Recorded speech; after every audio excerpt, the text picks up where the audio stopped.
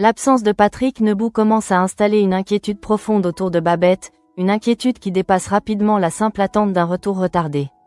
Depuis vendredi, aucune nouvelle n'est arrivée, aucun appel, aucun message, aucun signe permettant de comprendre pourquoi Patrick n'a pas repris le chemin prévu après son stage. Pour Babette, cette situation devient insupportable, car elle connaît trop bien Patrick pour croire qu'il aurait volontairement laissé sa famille sans explication. Depuis plusieurs jours, elle attend pourtant un geste rassurant, un simple appel qui aurait pu dissiper ses craintes. Elle s'était persuadée que Patrick allait apparaître à la gare, comme prévu, avec cette attitude parfois maladroite mais rassurante qui lui appartient. Mais lorsque le train arrive sans lui, le doute commence à prendre une place qu'elle ne peut plus ignorer. Chaque minute qui passe transforme l'attente en véritable angoisse. Babette reste longtemps devant la gare, incapable d'accepter ce qu'elle voit.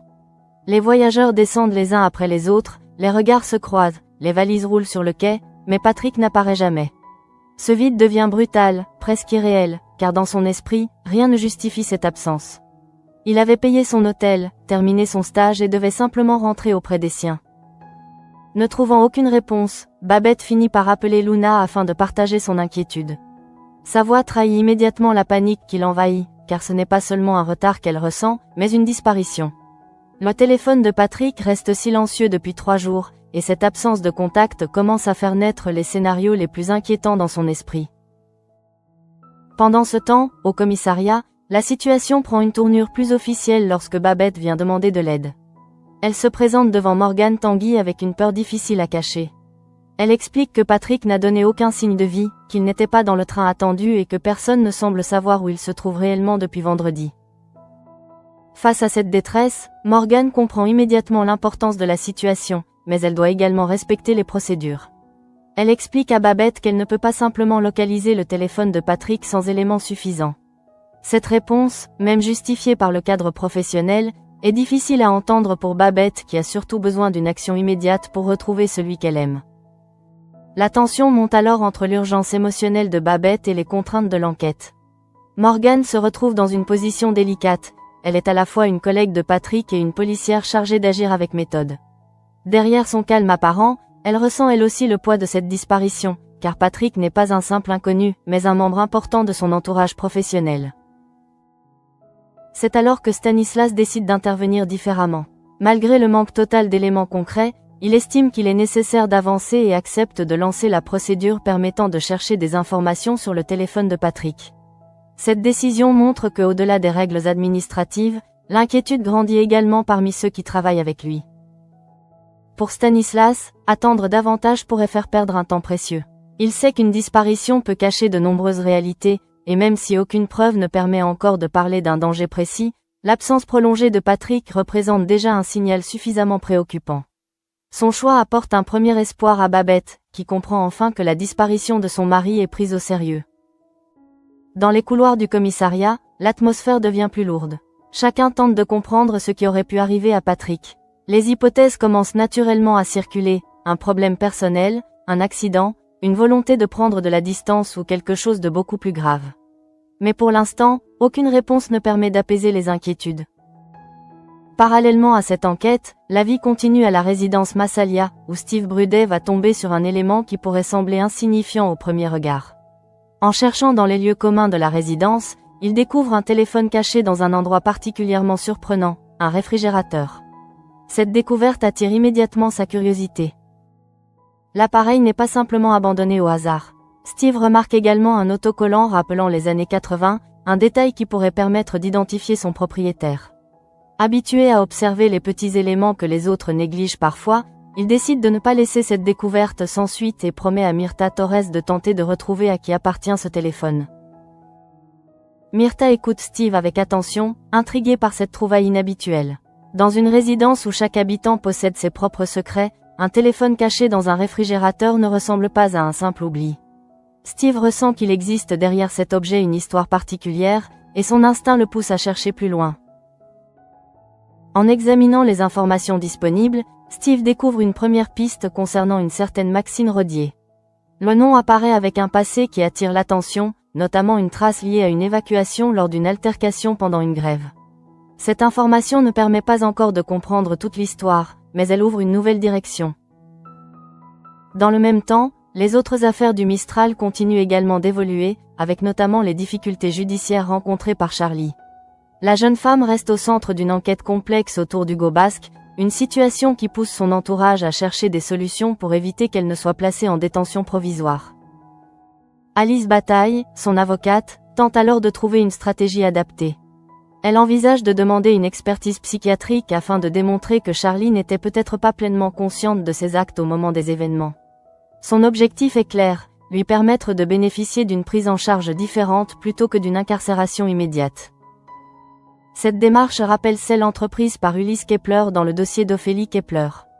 Là encore, la question de la responsabilité psychologique devient un élément central de la défense. Les deux affaires avancent donc en parallèle, avec des proches qui cherchent avant tout à protéger ceux qu'ils aiment malgré la gravité des accusations. Du côté de Charlie, les émotions restent extrêmement difficiles à gérer. Elle confie à Ariane Versant qu'elle pensait qu'Hugo était l'homme de sa vie, une phrase qui révèle toute la complexité de son état intérieur. Derrière les faits reprochés, il existe une histoire personnelle marquée par l'attachement, la confiance brisée et une profonde confusion.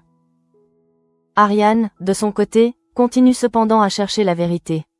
Elle reste prudente face aux explications de Charlie, car son rôle de policière l'oblige à regarder les faits avant les émotions. Pourtant, elle ne peut ignorer la souffrance d'une femme qui semble elle-même prisonnière de son passé et de ses souvenirs. Pendant que ces différentes intrigues avancent, la disparition de Patrick reste au centre des préoccupations. Pour Babette, chaque nouvelle information devient essentielle, car elle refuse d'imaginer le pire. Elle s'accroche aux détails qui pourraient expliquer son absence, cherchant encore une raison logique à cette situation qui lui échappe totalement. Au commissariat, Stanislas poursuit les premières vérifications concernant Patrick. L'enquête révèle alors un élément troublant. Patrick avait bien pris une chambre d'hôtel à Marseille samedi, alors qu'il était censé passer son week-end à Palavas. Cette découverte modifie complètement la perception de sa disparition. Cette information soulève immédiatement de nouvelles questions. Pourquoi Patrick s'est-il rendu à Marseille? Pourquoi n'a-t-il prévenu personne? Est-ce une décision volontaire ou le signe qu'un événement imprévu s'est produit? Stanislas commence à envisager toutes les possibilités, y compris celle que Patrick ait voulu disparaître sans laisser de traces. Mais cette hypothèse reste difficile à accepter pour ceux qui le connaissent. Patrick est un homme attaché à sa famille, à son travail et à ses responsabilités. Imaginer qu'il aurait simplement décidé de couper tout contact semble peu cohérent avec son comportement habituel. Pourtant, l'enquête doit avancer en prenant en compte chaque possibilité. La découverte de cette chambre d'hôtel apporte donc plus de mystère qu'elle n'apporte de réponse. Babette espérait retrouver une trace rassurante de son mari, mais chaque nouvel élément semble au contraire ouvrir une nouvelle inquiétude. L'absence de Patrick devient alors une énigme de plus en plus complexe, où chaque détail peut changer le cours de l'enquête. À ce moment-là, personne ne se doute encore que cette disparition va provoquer un choc immense au sein du commissariat et de la famille Nebou. Entre les recherches, les doutes et les informations contradictoires, tous vont devoir affronter une situation où la vérité semble constamment leur échapper.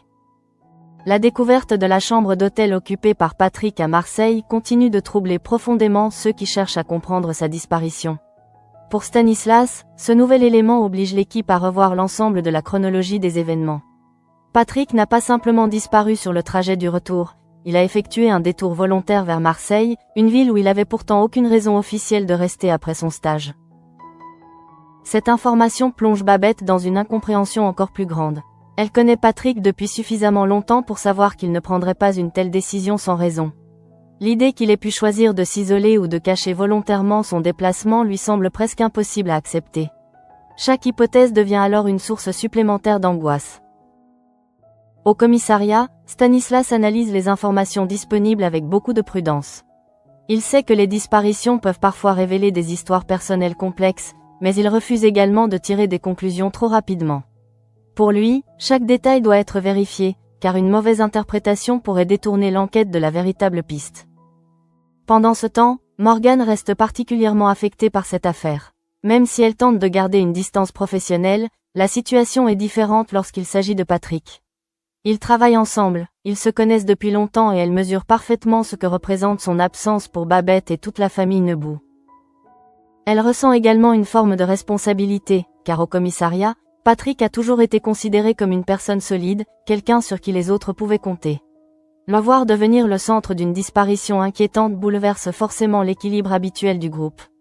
Derrière les recherches officielles, il existe aussi une inquiétude profondément humaine. À la résidence Massalia, Steve continue de son côté à suivre la piste du téléphone retrouvé dans le réfrigérateur. Son caractère curieux et son envie de comprendre les choses le poussent à ne pas abandonner malgré le manque d'informations. Pour lui, cet objet n'est pas un simple appareil oublié, mais un indice qui pourrait révéler une histoire cachée. Il examine attentivement le téléphone et le lecteur MP3 retrouvé avec celui-ci. Les éléments présents semblent appartenir à Maxine Rodier, une jeune femme dont le nom apparaît progressivement dans ses recherches. Steve tente alors de rassembler les informations disponibles afin de comprendre pourquoi cet appareil a été dissimulé dans un endroit aussi improbable. Myrta observe les démarches de Steve avec une certaine surprise. Elle connaît son envie d'aider et son instinct pour repérer des détails inhabituels. Même si cette enquête parallèle semble éloignée de la disparition de Patrick, elle pourrait pourtant révéler quelque chose d'important concernant la vie de certains habitants de Massalia. Steve finit par découvrir que Maxine Rodier possède un profil particulier. Son nom apparaît dans des fichiers liés à une intervention lors d'une altercation pendant une grève. Cette information reste encore insuffisante pour établir un lien précis avec le téléphone retrouvé, mais elle donne à Steve une première piste qu'il compte bien approfondir. Dans le même temps, l'affaire autour de Charlie continue d'avancer avec ses propres zones d'ombre. Depuis qu'elle a été arrêtée dans le cadre de l'enquête concernant Hugo Basque, la jeune femme tente de faire face aux conséquences de ses actes. Pourtant, son état émotionnel semble révéler une personne profondément bouleversée par ce qu'elle a vécu. Alice Bataille, son avocate, cherche alors la meilleure manière de la protéger. Elle sait que la situation judiciaire est délicate et qu'une détention provisoire pourrait avoir des conséquences importantes sur Charlie. C'est pourquoi elle envisage une autre approche, basée sur une expertise psychiatrique permettant d'évaluer son état psychologique. Cette stratégie rappelle celle mise en place par Ulysse Kepler pour Ophélie Kepler. Dans les deux situations, la défense tente de démontrer que les actes reprochés doivent être examinés à travers le prisme de la fragilité psychologique des accusés. L'objectif n'est pas seulement juridique, mais aussi de comprendre ce qui s'est réellement passé dans leur esprit. Pour Charlie, cette possibilité représente un espoir fragile. Elle sait que son avenir dépend désormais de décisions qui lui échappent en grande partie. Pourtant, derrière la peur des conséquences judiciaires, elle reste marquée par son histoire avec Hugo et par les sentiments contradictoires qu'elle ressent encore. Lorsqu'elle parle avec Ariane, Charlie laisse apparaître une part plus intime de son traumatisme. Elle avoue qu'elle croyait sincèrement qu'Hugo était l'homme de sa vie. Ces paroles montrent combien leur relation occupait une place importante dans son existence, avant que les événements ne viennent tout bouleverser. Ariane écoute attentivement, mais son regard de policière reste marqué par le doute. Elle ne veut pas juger uniquement sur les émotions, car son rôle consiste à établir les faits. Pourtant, elle comprend aussi que cette affaire n'est pas seulement une enquête classique, elle implique des blessures profondes et des relations humaines difficiles à démêler. Pendant ce temps, Ulysse Kepler poursuit également ses démarches concernant Ophélie. Son implication montre une volonté de protéger une personne qui compte pour lui malgré les accusations qui pèsent sur elle. Comme Alice Bataille avec Charlie, il cherche à utiliser tous les moyens possibles pour éviter une décision judiciaire trop sévère. Cette situation crée une atmosphère particulière au Mistral, où plusieurs personnages se retrouvent confrontés à des affaires où la frontière entre responsabilité et souffrance psychologique devient difficile à définir. Chacun tente d'aider les siens tout en affrontant les conséquences de vérités parfois douloureuses. Mais l'enquête sur Patrick prend rapidement une nouvelle dimension lorsque Stanislas reçoit un appel inattendu. Une information provenant de l'Institut médico-légal vient bouleverser les recherches. Un corps découvert sur la voie publique correspondrait à la description physique de Patrick Nebout. Cette annonce provoque un véritable choc. Après plusieurs jours d'incertitude, la famille et les collègues de Patrick doivent désormais affronter une possibilité qu'ils refusaient d'envisager. L'absence de réponse laisse place à une peur beaucoup plus concrète, celle d'avoir perdu définitivement Patrick. Stanislas prend immédiatement conscience de la gravité de la situation. Il sait que cette étape sera extrêmement difficile pour Babette et pour Morgane, qui devront se rendre à la morgue afin de procéder à l'identification. Malgré son expérience professionnelle, il n'est jamais simple d'accompagner des proches face à une telle épreuve. Morgane ressent alors le poids de cette mission. Elle doit rester forte, garder son rôle professionnel, mais elle ne peut empêcher ses émotions personnelles de refaire surface. Patrick n'est pas seulement un dossier parmi d'autres, c'est un collègue, un partenaire de travail, une personne qu'elle connaît et respecte. La nouvelle se répand rapidement et plonge l'entourage de Patrick dans une attente insoutenable. Babette, qui espérait encore un retour inattendu, doit désormais affronter une réalité qui semble impossible à accepter. Son mari, celui qu'elle attendait simplement de voir franchir la porte, pourrait ne jamais revenir. Pourtant, certains détails continuent de créer un malaise. Plusieurs éléments ne correspondent pas totalement à l'image que tout le monde connaît de Patrick. Des questions restent sans réponse, mais dans l'immédiat, la priorité est d'aller reconnaître officiellement le corps. C'est alors que Stanislas et Morgane prennent la direction de la morgue. Le trajet semble interminable, chargé d'un silence lourd où chacun tente de se préparer à l'inévitable. Aucun mot ne semble vraiment capable d'exprimer ce qu'ils ressentent face à cette situation. Dans les couloirs de l'Institut médico-légal, l'ambiance devient encore plus pesante. Morgane avance avec une inquiétude profonde, consciente que les prochaines secondes pourraient changer définitivement la vie de Babette et de toute la famille Nebout. Le moment de l'identification approche, et avec lui la confirmation redoutée. Tous espèrent encore une erreur, une confusion, un élément qui permettrait d'expliquer cette disparition autrement. Mais les informations transmises par les médecins semblent malheureusement confirmer leurs plus grandes craintes. Lorsque le verdict tombe, le choc est immense. Le corps correspond bien à Patrick Nebout.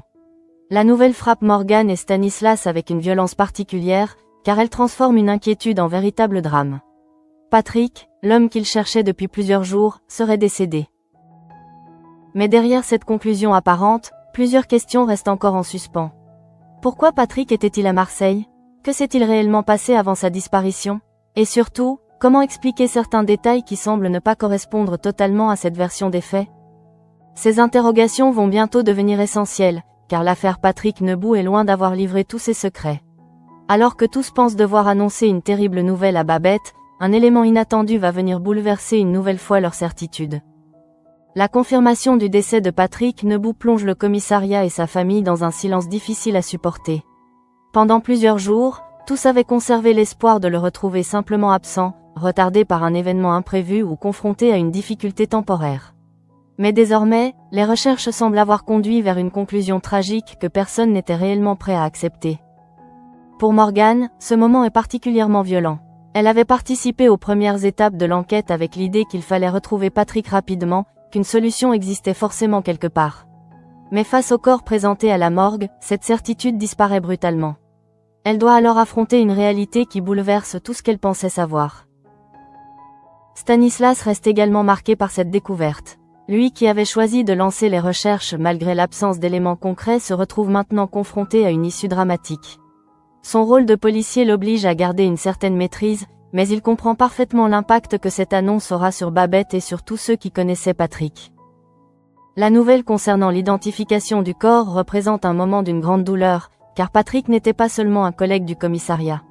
Il était une figure importante pour beaucoup de personnes au Mistral, un homme connu pour son engagement, sa loyauté et son attachement profond à sa famille. Imaginer sa disparition définitive semble presque impossible. Pendant ce temps, Babette attend encore des réponses. Elle ne sait pas exactement ce qui se passe au moment où Morgane et Stanislas se rendent à la morgue. Son esprit continue de chercher une explication différente, une raison qui pourrait expliquer pourquoi Patrick a cessé de donner des nouvelles pendant plusieurs jours. Mais l'enquête avance avec des éléments de plus en plus troublants. Le corps retrouvé a été découvert sur la voie publique, et les premières informations évoquent une possible crise cardiaque. Cette explication semble cohérente en apparence, mais certains détails commencent rapidement à attirer l'attention de Morgane. En observant les éléments disponibles, Morgane ressent un malaise. Elle connaît Patrick depuis longtemps et certains aspects de cette histoire ne correspondent pas totalement à l'homme qu'elle connaît. Elle se souvient notamment que Patrick n'avait jamais été présenté comme quelqu'un souffrant de problèmes cardiaques importants. Cette interrogation devient encore plus forte lorsqu'elle remarque des différences physiques qui la dérangent. La coiffure du corps ne correspond pas exactement à celle de Patrick. Ce détail pourrait sembler insignifiant pour quelqu'un d'extérieur, mais pour Morgane, qui travaille avec lui et le voit régulièrement, il représente une anomalie difficile à ignorer. Elle tente alors de garder son sang-froid, consciente que dans une enquête chaque détail peut avoir son importance. Pourtant, dans cette situation particulière, le doute commence à s'installer. Entre la confirmation officielle et son instinct personnel, Morgane se retrouve confrontée à un conflit intérieur difficile. Stanislas remarque probablement les hésitations de sa collègue, mais il comprend aussi qu'il faut avancer avec prudence. Une identification officielle reste un moment sérieux qui demande des faits précis. Personne ne peut simplement rejeter les conclusions médicales sans éléments solides pour les remettre en question. Cependant, l'affaire Patrick semble entourée d'une succession d'événements étranges. Sa disparition, son passage inattendu par Marseille, la chambre d'hôtel qu'il a occupée et maintenant ce corps retrouvé forment un ensemble d'éléments qui ne semblent pas complètement s'emboîter. À ce moment-là, Morgane pense surtout à Babette. Elle sait que la mission la plus difficile reste à accomplir, annoncer à la famille que Patrick serait mort. Derrière l'enquête policière existe une réalité humaine beaucoup plus douloureuse, celle d'une épouse qui attendait simplement le retour de son mari. Le trajet vers l'appartement de Babette devient alors particulièrement lourd. Morgane porte avec elle une information capable de détruire les derniers espoirs de toute une famille. Elle doit trouver la force de franchir cette porte et de prononcer des mots qu'elle n'aurait jamais voulu avoir à dire. Pendant ce temps, les autres habitants du Mistral continuent également de vivre leurs propres inquiétudes. Les affaires judiciaires de Charlie et Ophélie avancent, mais l'affaire Patrick prend une place particulière, car elle touche directement une famille très présente dans la communauté. Du côté de Charlie, Alice Bataille poursuit sa stratégie de défense. L'avocate veut éviter que sa cliente soit placée en détention provisoire et compte utiliser l'expertise psychiatrique comme un moyen de démontrer que l'état psychologique de Charlie doit être pris en compte. Alice sait que la situation est délicate. Les faits reprochés à Charlie restent graves, mais elle estime qu'une réponse uniquement punitive ne permettrait pas de comprendre ce qui s'est réellement joué au moment des événements. Son objectif est donc de convaincre la justice de regarder aussi la dimension humaine du dossier. Charlie, de son côté, reste prisonnière de souvenirs douloureux. Sa relation avec Hugo continue de peser sur elle, car elle ne parvient pas simplement à effacer les sentiments qui existaient avant que tout ne bascule. Son passé avec lui devient un élément essentiel pour comprendre ses réactions. Ariane continue d'observer cette affaire avec prudence. Elle n'arrive pas à abandonner ses doutes concernant Charlie, mais elle voit également une femme fragilisée par une histoire complexe. Son instinct de policière et son empathie personnelle s'opposent parfois dans cette enquête. Dans le même temps, Ulysse Kepler poursuit ses démarches pour Ophélie. Comme Alice pour Charlie, il cherche une solution permettant d'éviter une conséquence judiciaire trop lourde. Cette situation montre une nouvelle fois combien les proches peuvent être prêts à se battre lorsqu'une personne qu'ils aiment est menacée. Mais malgré ces affaires parallèles, tous les regards restent tournés vers Patrick. Lorsque Morgane et Stanislas arrivent finalement chez Babette, l'émotion devient presque impossible à contenir. Ils doivent entrer dans cet appartement avec une vérité qu'ils pensent définitive. Pour Babette, voir Morgane arriver suffit déjà à comprendre que quelque chose de grave s'est produit. Elle cherche immédiatement des réponses dans son regard, essayant de deviner avant même que les mots soient prononcés. L'attente de ces derniers jours a été éprouvante, mais elle n'était pas préparée à entendre une telle nouvelle. Morgane ressent alors toute la difficulté de sa position. Elle doit rester professionnelle, mais elle partage aussi la douleur de cette famille. Annoncer la mort d'un collègue n'est jamais simple, surtout lorsqu'il s'agit d'une personne avec qui elle a travaillé et vécu de nombreux moments. Pourtant, au moment où tout semble basculer vers le drame, un événement totalement inattendu va venir remettre en question l'ensemble de l'affaire. Alors que Morgane s'apprête à rejoindre Babette pour lui annoncer la terrible nouvelle, elle découvre une situation impossible à expliquer. En entrant dans l'appartement, son regard se pose sur une présence qu'elle n'aurait jamais imaginé revoir dans ces circonstances. Patrick Nebou est là, bien vivant, présent dans le salon, comme si les derniers jours n'avaient jamais existé. La surprise est immense. Morgane reste incapable de comprendre ce qu'elle voit. Quelques instants auparavant, elle pensait devoir annoncer son décès, et maintenant l'homme qu'elle croyait perdu se trouve devant elle. Cette contradiction transforme complètement l'affaire en un mystère encore plus profond. Patrick, lui, semble loin d'avoir conscience de l'ampleur de la situation. Il vient simplement de rentrer, mais son état attire immédiatement l'attention. Il apparaît fatigué, avec une forte gueule de bois et un mal de tête important, comme quelqu'un qui aurait vécu une soirée particulièrement mouvementée. Babette, contrairement au soulagement immédiat que l'on pourrait attendre, ressent surtout une immense colère. Après plusieurs jours d'angoisse, après avoir imaginé le pire, retrouver Patrick vivant ne suffit pas à effacer la peur et la souffrance qu'elle a traversée. Elle lui reproche son silence et son absence de nouvelles. Pour elle, peu importe ce qui s'est passé, il est impossible d'oublier ces journées où elle ne savait pas s'il était en sécurité. Son inquiétude s'est transformée en blessure profonde. Morgane observe la scène complètement dépassée. Elle ne sait plus quelle version des événements croire. D'un côté, elle vient d'identifier un corps présenté comme celui de Patrick.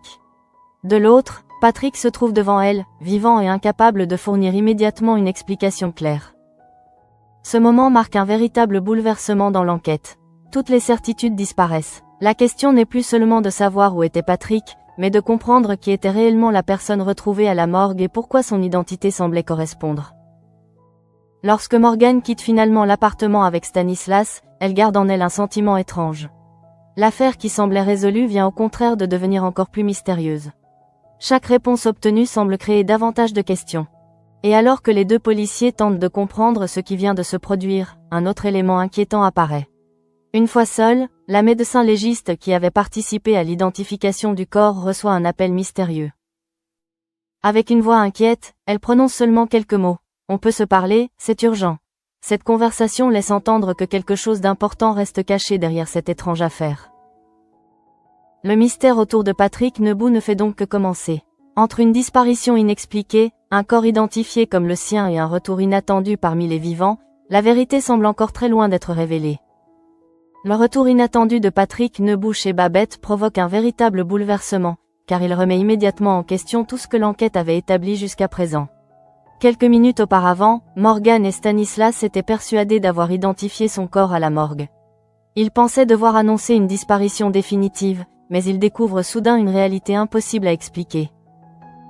Morgane reste figée devant cette scène qui dépasse complètement son entendement. Son regard passe de Patrick à Babette, cherchant instinctivement une explication logique. Elle vient de vivre un moment où toutes ses certitudes professionnelles se sont effondrées en quelques secondes. Pour une policière habituée aux situations complexes, cette affaire prend une dimension totalement différente. Patrick, de son côté, semble presque surpris par la réaction de son entourage. Il comprend progressivement que son absence a provoqué une inquiétude immense, mais il ne réalise peut-être pas encore jusqu'où cette disparition a conduit les recherches. Son attitude contraste fortement avec la gravité de la situation vécue par Babette et par les policiers.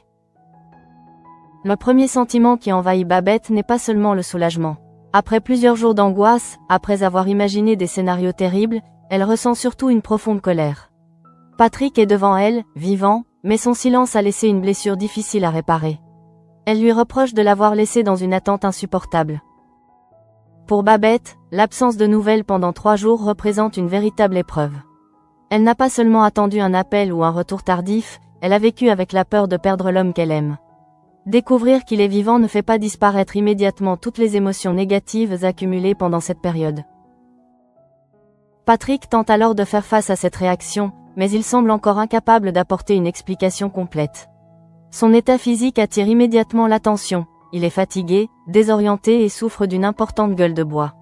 Cette apparence laisse penser qu'il a vécu un moment particulièrement mouvementé avant de rentrer chez lui. Cette situation ajoute encore davantage de mystère. Car si Patrick est bien vivant, qui est donc le corps retrouvé à la morgue? Comment une erreur aussi importante a-t-elle pu se produire? Et surtout, pourquoi plusieurs éléments semblaient confirmer que la personne décédée correspondait à Patrick Nebou? Dans le même temps, Morgane ne parvient pas à reprendre ses esprits. Son expérience professionnelle lui a appris à analyser les faits avec précision, mais cette fois, les faits eux-mêmes semblent se contredire. Elle a vu un corps présenté comme celui de Patrick, elle a entendu les conclusions des médecins, et pourtant Patrick se trouve devant elle. Stanislas partage probablement cette incompréhension. Lui aussi doit désormais reprendre toute l'enquête depuis le début. Les informations collectées jusqu'ici doivent être réexaminées avec un nouveau regard. La disparition de Patrick n'est plus seulement une affaire de personnes retrouvées ou non, mais une énigme où chaque détail peut cacher une vérité différente. Au commissariat, cette révélation risque de provoquer de nombreuses interrogations. Une identification erronée peut avoir des conséquences importantes, surtout dans une enquête où les proches ont déjà commencé leur travail de deuil. Il devient donc essentiel de comprendre comment une telle confusion a pu se produire. Pendant ce temps, Patrick essaie de retrouver ses repères après son retour. Il doit maintenant affronter les conséquences de son absence, mais également expliquer ce qui lui est arrivé durant ces jours où personne n'a réussi à le joindre.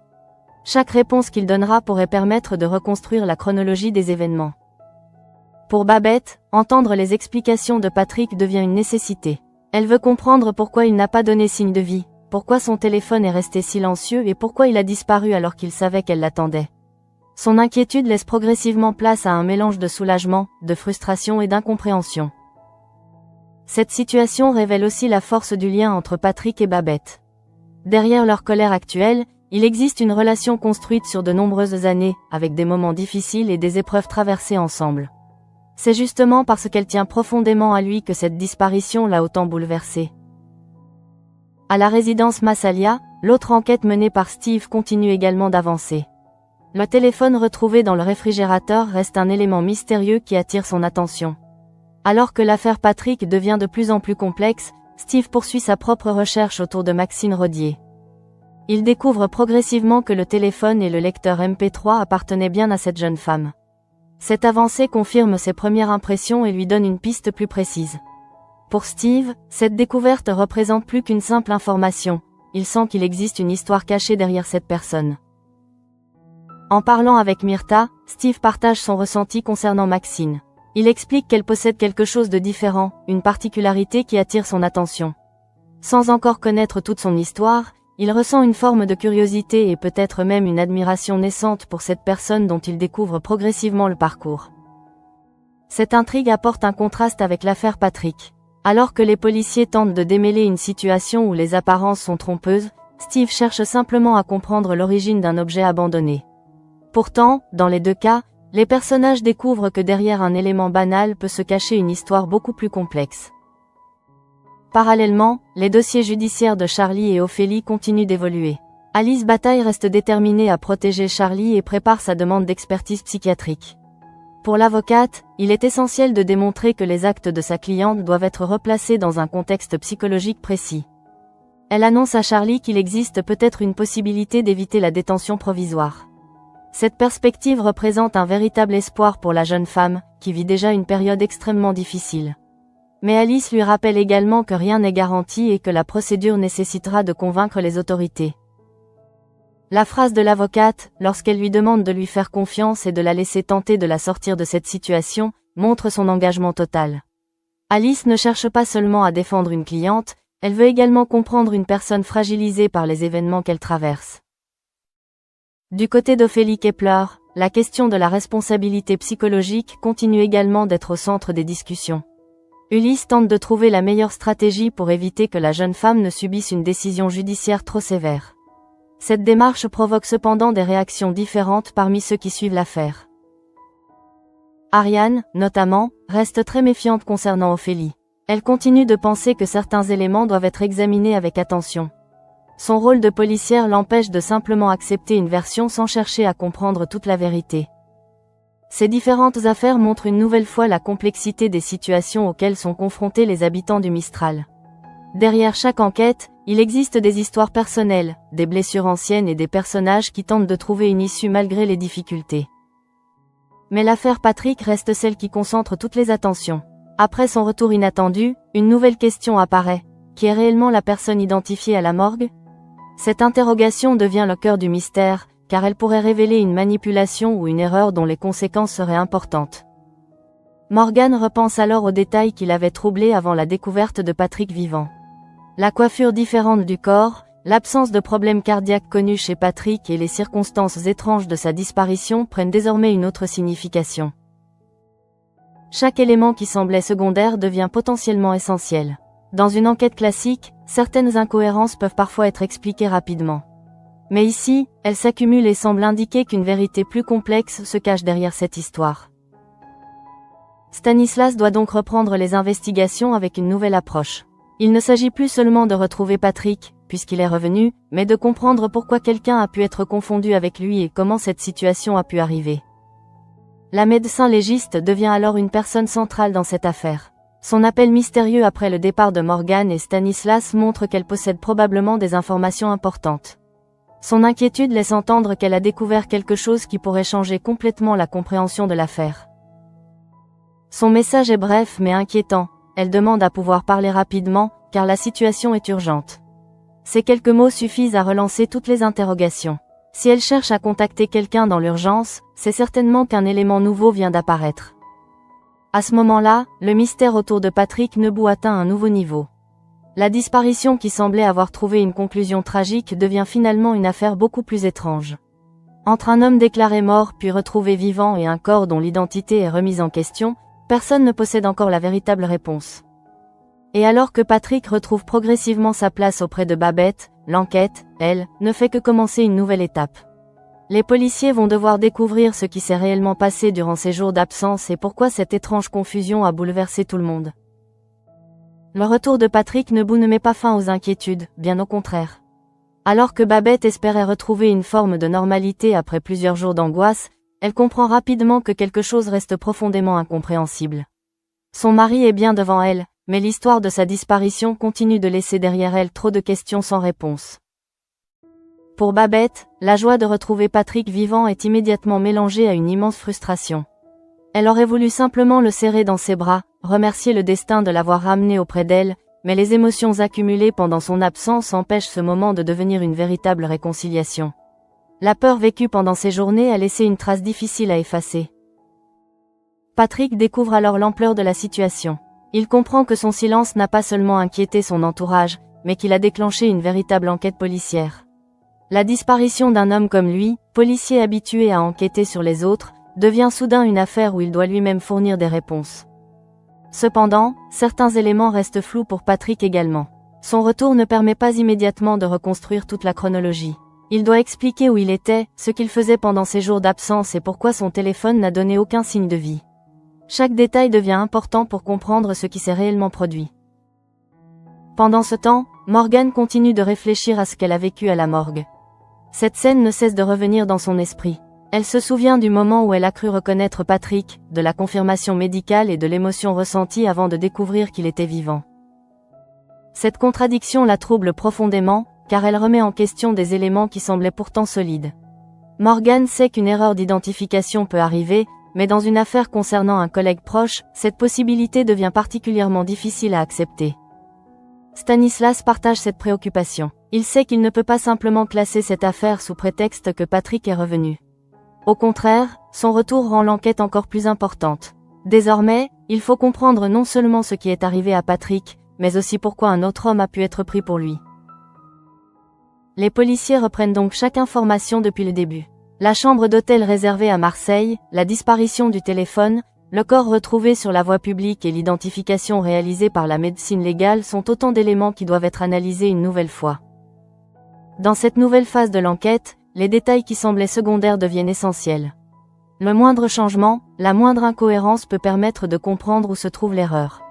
Morgane repense notamment à son impression concernant l'apparence du corps retrouvé, un détail qui l'avait empêché d'être totalement convaincu. À ce moment-là, l'appel mystérieux de la légiste prend une importance particulière. Cette femme, qui semblait avoir participé à l'identification du corps, semble désormais détenir une information qu'elle considère comme urgente. Son comportement laisse penser qu'elle a découvert quelque chose après le départ de Morgane et Stanislas. La question devient alors évidente, qu'a-t-elle découvert exactement? Pourquoi attendre après l'identification pour contacter quelqu'un? Et surtout, pourquoi cette information semble-t-elle suffisamment grave pour nécessiter une conversation urgente?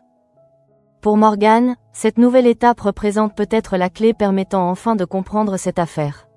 Elle ne veut pas tirer de conclusions trop rapidement, mais son intuition lui indique depuis le début que quelque chose ne correspond pas totalement à la réalité. Dans le même temps, Patrick tente de retrouver son quotidien auprès de Babette. Mais la situation a changé. Même s'il est vivant, son absence a créé une fracture émotionnelle. Babette a vécu plusieurs jours avec la peur de ne plus jamais le revoir, et cette expérience ne peut pas disparaître simplement parce qu'il est revenu. Le couple doit donc affronter les conséquences de cette disparition inattendue. Patrick doit comprendre la souffrance provoquée par son silence, tandis que Babette doit également accepter qu'il existe peut-être des éléments qu'elle ignore encore sur ce qui lui est arrivé. Leur échange devient alors un moment important, car derrière la colère se cache surtout la peur de perdre l'autre. Babette n'est pas seulement en colère parce qu'il n'a pas appelé, elle est blessée parce qu'elle a imaginé le pire et qu'elle a dû affronter cette peur seule. Patrick, lui, semble porter également une certaine confusion. Son attitude laisse comprendre que ces derniers jours ne se résument peut-être pas simplement à une absence volontaire.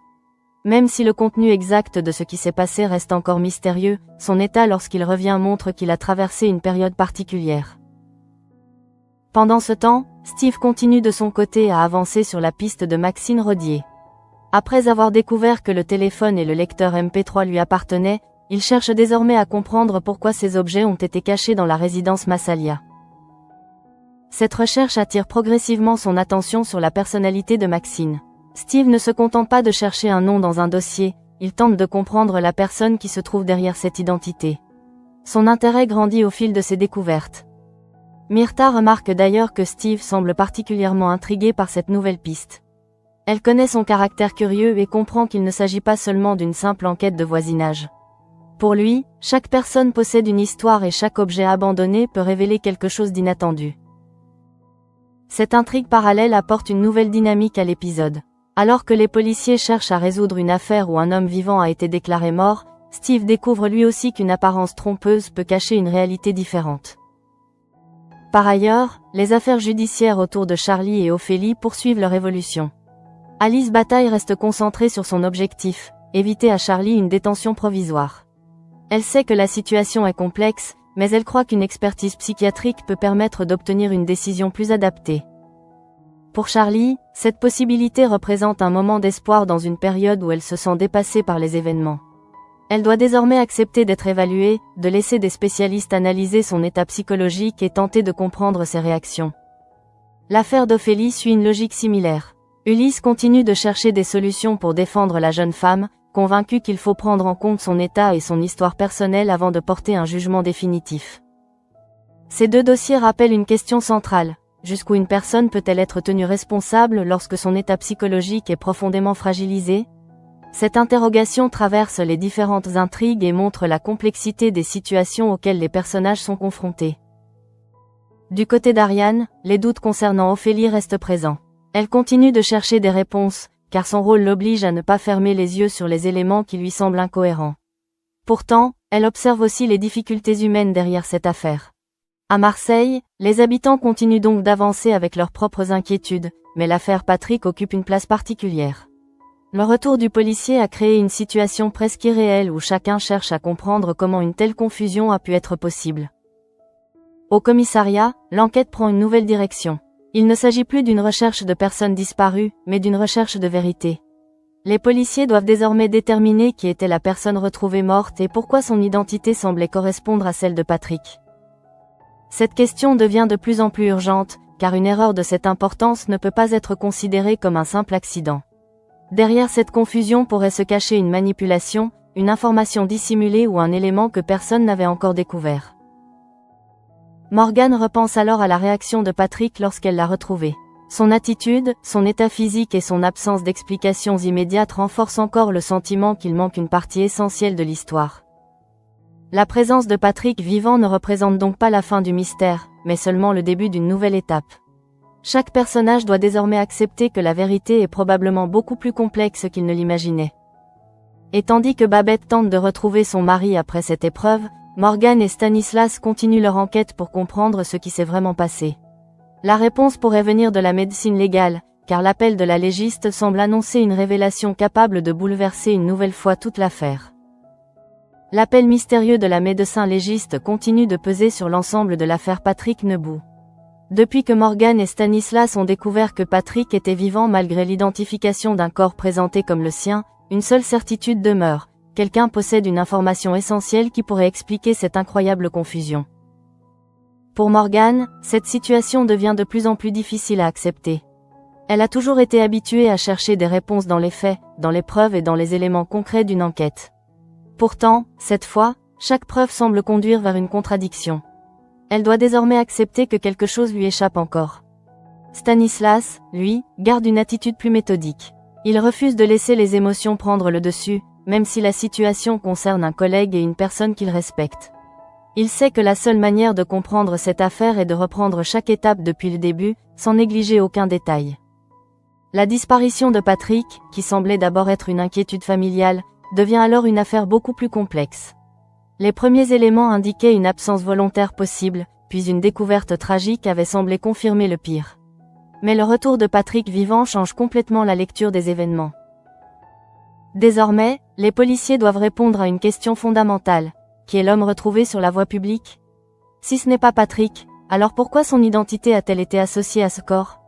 Comment expliquer que plusieurs éléments aient pu conduire à cette conclusion erronée?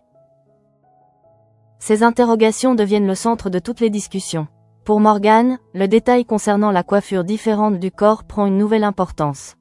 Ce qui semblait être une simple impression personnelle devient peut-être un indice révélateur d'une vérité cachée.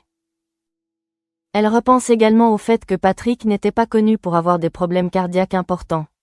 La version d'un décès provoqué par une crise cardiaque semblait plausible dans l'urgence, mais maintenant que Patrick est vivant, chaque élément médical doit être réexaminé avec beaucoup plus d'attention.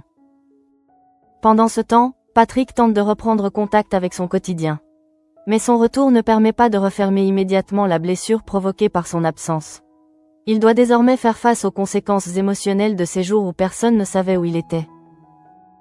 Avec Babette, la situation reste particulièrement fragile. Elle est heureuse de le retrouver, mais elle ne peut pas oublier les heures passées à attendre, les appels sans réponse et la peur constante de ne plus jamais revoir son mari. Son amour pour Patrick existe toujours, mais il est accompagné d'une profonde incompréhension. Patrick comprend alors que son absence a provoqué un véritable traumatisme. Même s'il n'avait peut-être pas conscience de l'impact de son silence, il voit désormais combien cette situation a affecté Babette et tous ceux qui l'entourent. Dans leur échange, une émotion particulière apparaît, celle d'un couple confronté à une épreuve inattendue. Derrière les reproches de Babette se cache surtout la peur de perdre Patrick, tandis que derrière le malaise de Patrick semble se cacher une histoire qu'il doit encore éclaircir. Au commissariat, l'enquête reprend avec une nouvelle énergie. Les policiers ne peuvent pas simplement considérer l'affaire comme une erreur administrative. L'identification du corps doit être comprise, car elle représente le cœur même du mystère. La médecin légiste devient alors un élément essentiel. Son appel prouve qu'elle a découvert quelque chose après l'examen initial. Son besoin de parler rapidement laisse penser qu'elle possède une information qui pourrait modifier toute l'interprétation de l'affaire. Cette révélation attendue crée une nouvelle tension. Morgan et Stanislas savent qu'ils sont peut-être proches de la vérité, mais ils ignorent encore ce qu'ils vont découvrir. Dans une enquête où les certitudes ont déjà été détruites plusieurs fois, chaque nouvelle information peut provoquer un nouveau choc. À la résidence Massalia, Steve continue également son propre cheminement autour de Maxine Rodier. Après avoir découvert l'identité liée au téléphone caché, il cherche maintenant à comprendre les raisons de cet abandon mystérieux. Son intérêt pour Maxine semble dépasser la simple curiosité. Steve ressent qu'il existe chez elle une histoire particulière, quelque chose qui la distingue des autres. Cette découverte personnelle lui permet aussi de montrer une nouvelle facette de lui-même, plus attentive et sensible au parcours des personnes qu'il rencontre. Myrta observe cette évolution avec bienveillance. Elle connaît Steve et sait qu'il a tendance à s'investir lorsqu'un élément attire son attention. Pour elle, cette recherche représente peut-être plus qu'une simple enquête autour d'un objet trouvé dans la résidence. Pendant ce temps, les affaires judiciaires de Charlie et Ophélie poursuivent leur évolution en arrière-plan. Même si elles restent différentes de l'enquête Patrick, elles partagent un point commun, la difficulté de comprendre les motivations profondes des personnages impliqués. Alice Bataille continue de défendre Charlie avec détermination. Elle espère que l'expertise psychiatrique permettra de montrer que l'état psychologique de sa cliente doit être pris en considération. Son objectif reste d'éviter une détention provisoire qui pourrait aggraver encore la situation. Charlie, de son côté, reste confronté aux conséquences de son passé avec Hugo. Ses souvenirs, ses sentiments et ses actes continuent de former un mélange difficile à démêler. Son histoire montre une nouvelle fois que certaines affaires ne peuvent pas être résumées uniquement par des faits judiciaires. Pour Ophélie, le soutien d'Ulysse reste également essentiel. Il cherche à lui offrir une défense adaptée, convaincu que son histoire personnelle et son état émotionnel doivent être étudiés avant toute décision définitive. Ces différentes intrigues rappellent que dans l'univers de Plus belle la vie, encore plus belle, les personnages doivent souvent affronter des situations où la vérité n'est jamais totalement évidente. Derrière chaque événement se cachent des blessures, des secrets et des choix difficiles. Mais l'affaire Patrick reste celle qui concentre désormais toutes les attentes. Son retour parmi les siens aurait dû être une fin heureuse, mais il ouvre au contraire une nouvelle période d'incertitude. La disparition n'a pas seulement concerné Patrick, elle a révélé un mystère autour d'un autre homme dont l'identité reste inconnue. Morgan continue donc de chercher des réponses. Elle refuse d'accepter une explication incomplète, car son instinct lui indique que cette affaire cache quelque chose de plus profond. Pour elle, comprendre ce qui est arrivé au corps retrouvé est devenu une nécessité. Stanislas partage cette volonté. Il sait que cette enquête touche directement la confiance envers les procédures policières et médicales. Une erreur d'identification de cette importance doit absolument être expliquée. Alors que Patrick tente de reconstruire son quotidien auprès de Babette, les policiers poursuivent leur travail dans l'ombre. La famille Nebout retrouve progressivement un semblant de stabilité, mais la menace du mystère reste présente. Le dernier élément révélé par la médecin légiste laisse planer une inquiétude supplémentaire. Son appel urgent montre que l'histoire n'est pas terminée et qu'une nouvelle vérité pourrait bientôt apparaître. Cette situation transforme définitivement l'affaire Patrick Nebout. Ce qui semblait être une disparition tragique devient finalement une énigme où chaque réponse entraîne une nouvelle question. Les apparences ont été trompeuses depuis le début, et personne ne peut encore affirmer connaître toute la vérité. Pour Morgan, Stanislas et tous ceux qui cherchent à comprendre, une nouvelle étape commence. Ils devront découvrir qui était réellement la personne retrouvée à la morgue, pourquoi elle a été confondue avec Patrick et quel rôle joue cette mystérieuse découverte médicale. Pendant ce temps, Patrick reste auprès de Babette, conscient que son retour ne suffit pas à effacer les jours d'angoisse qu'il a provoqués. Leur relation devra maintenant se reconstruire autour de cette épreuve inattendue. La disparition de Patrick aura donc laissé une marque profonde sur tous les personnages concernés. Elle aura révélé des fragilités, créé de nouvelles interrogations et montré que même les personnes les plus proches peuvent parfois être entourées de mystères. Et alors que Marseille tente de retrouver son équilibre, une dernière question demeure suspendue. Si Patrick est vivant, qui est réellement mort à sa place ?